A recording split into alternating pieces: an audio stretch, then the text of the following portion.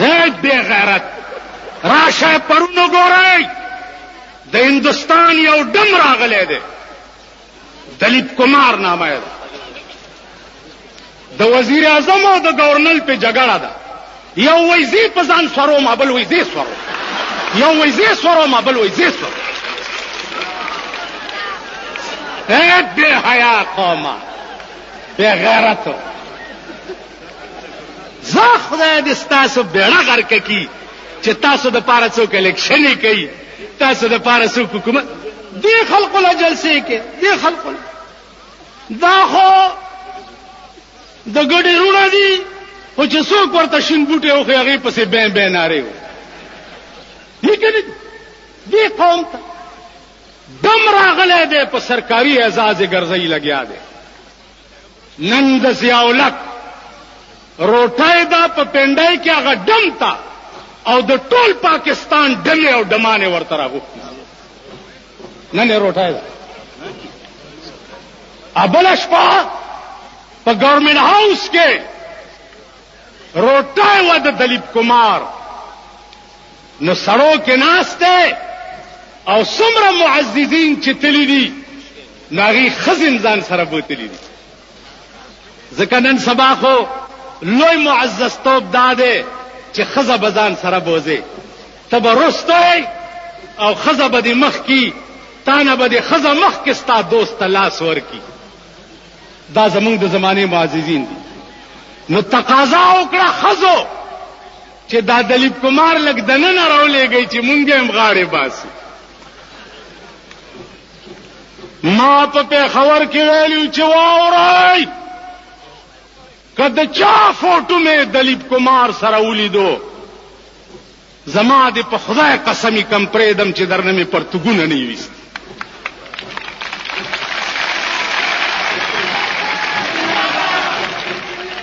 ستا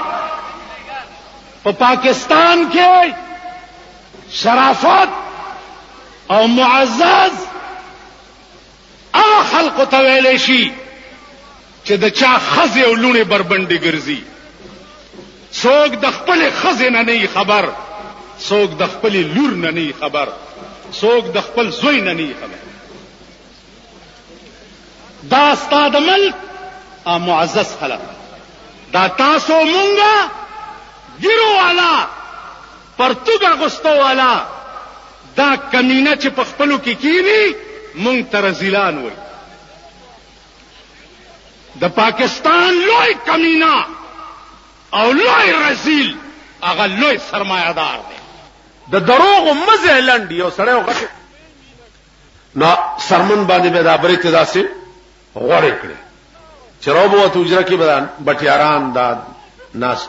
الکه سدي خوړې دي خان ساګ مې خوړې تاسو خوړې دي خان غټه غوښه تاسو خوړې دي جی دال مې خوړې د تبه خان تاسو خوړلی روندې او ګورم دوی دسه کوي کوم خیال کړی دسه دی هغه بریتو علاقه کې چرته کشمیر فتح کړی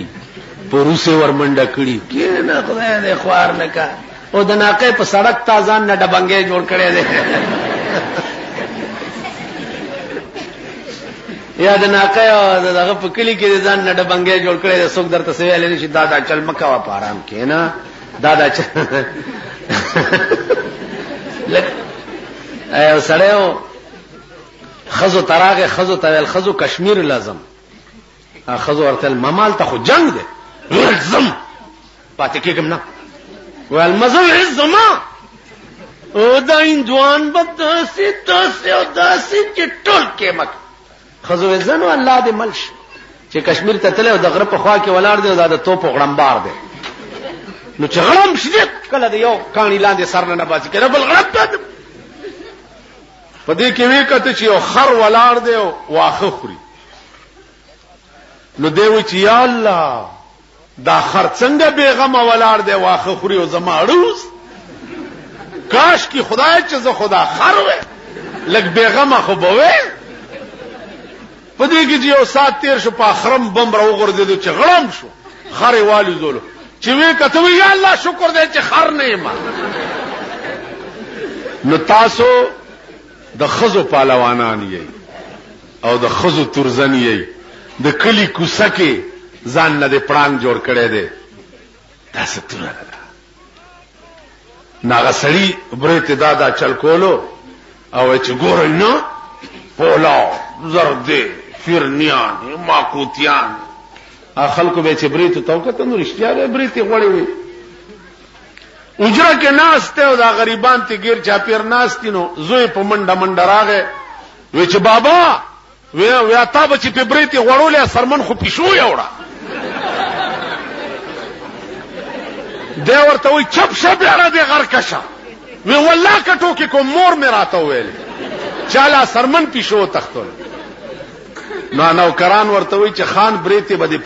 سرمنې غوړولې مونږ ته به دی وی چې پولاونه مې خورل دیکھو ګورئ د بیروپیت راز علی الدوام نه پاتې